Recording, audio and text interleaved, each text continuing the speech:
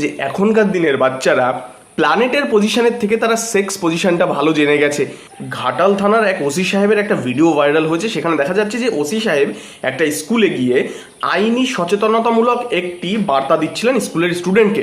এবং এখানে যত গণ্ডগোলের সূত্রপাত দেখলাম সামাজিক মাধ্যমে এবং সংবাদ মাধ্যমে, তার এই সাধারণ ভাষায় সমস্ত স্টুডেন্টদের আইনি সচেতনতামূলক যে বার্তা দিচ্ছেন তার জন্য তাকে সমালোচনা করা হচ্ছে।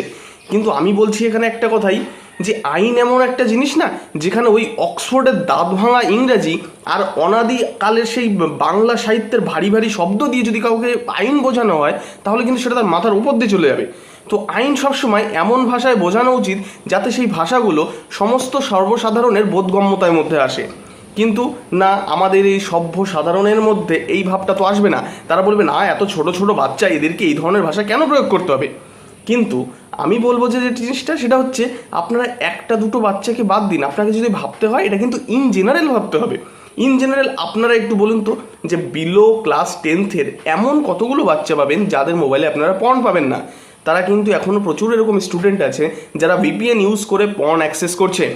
ইভেন এটা আমার বলতে এখন সত্যি বলছে একটু লজ্জাই করছে যে এখনকার দিনের বাচ্চারা প্ল্যানেটের পজিশনের থেকে তারা সেক্স পজিশনটা ভালো জেনে গেছে। এটার জন্য অনেক কিছু দায়ী, আমাদের পিয়ার ইনফ্লুয়েন্স দায়ী, আমাদের সোশ্যাল মিডিয়া প্ল্যাটফর্মের কন্টেন্টগুলোর জন্য দায়ী, যেগুলোর উপর আমাদের কিন্তু কোনো রেগুলেশনস নেই। তো এক্ষেত্রে আমি বলবো যে পুলিশ অফিসারকে আমার সত্যি বলছি আমার স্যালিউট দিতে হচ্ছে, কেননা উনি সমাজের যে বাস্তবিক চিত্রটা সেটা কিন্তু ছাত্রছাত্রীদের মাঝে তুলে ধরেছেন। আর এটাই তো উচিত, কেননা ভিডিওটা যতদূর আমি দেখেছি ওখানে কিন্তু একটা জিনিস ভালো করে বুঝতে পারছি যে ওই পুলিশ অফিসার ওখানে এটাই বলতে চাইছেন যে কি করে যে চাইল্ড ম্যারেজটা আটকানো যায়। আর এটা আটকানোর একটাই উপায়, যে সমাজের যে বাস্তবিক চিত্রটা সেটা ছেলে অ্যাজ ওয়েল অ্যাজ মেয়ে সবার সামনেই তুলে ধরা, যাতে তারা এই ধরনের পদক্ষেপ নেওয়ার আগে 10 বার অন্তত ভেবে নেয়। আমার এখানে কিন্তু ওই কৃষ্ণনগর জাজেস কোর্টের অ্যাডভোকেট স্যার তথাগত বিশ্বাসের কথাটা মনে পড়ে যায়। উনি আমাদের কলেজে যখন সেমিনারে এসেছিলেন উনি একটা কথা বলেছিলেন যে law is nothing but a codified common sense. এই যে কোডিফাইড কমন সেন্স কী জিনিস, যে কোডিফাইড কমন সেন্স হলো সেটাই যেটাই সাধারণত প্রত্যহ আমরা যে নিত্য প্রয়োজনীয় জিনিস বা নিত্যদিনে যে ঘটে যাওয়া ঘটনা সেগুলোকেই যখন আমরা আইনের খাতায় লিপিবদ্ধ করে এটা বলে রাখি যে এটা লঙ্ঘন করলে এই শাস্তি হবে, তখনই সেটাকে বলে কোডিফাইড কমন সেন্স।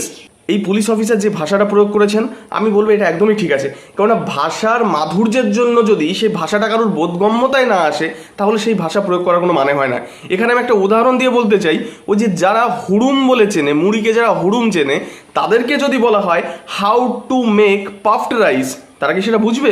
অবভিয়াসলি তারা বুঝবে না। তাই আমার মতে যে ভাষা সকলের বোধগম্যতায় আসবে সেই ভাষাতেই আইন সকলকে বোঝানো উচিত, আর না হলে কিন্তু আমরা এই সমাজে পরিবর্তন আনতে পারবো না।